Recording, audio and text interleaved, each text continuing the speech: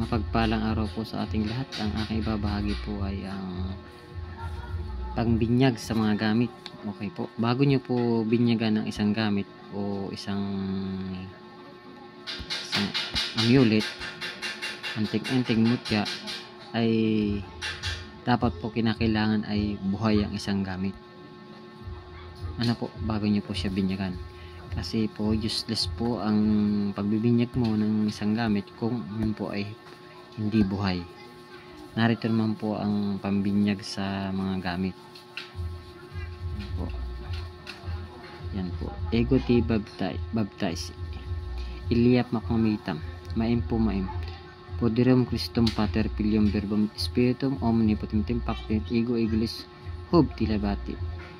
Rebatis tarumpantal palasak yang kat tarinum piru kamayam tarum pilikso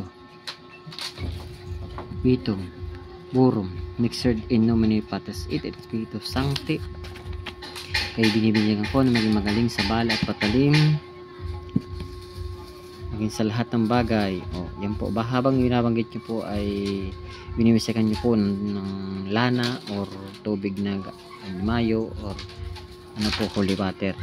Ay lamang po ang ibabahagi. So ibabahagi ko po ay pambuhay ng gamit para may magamit po kayo. Maraming salamat po and God bless sa ating lahat.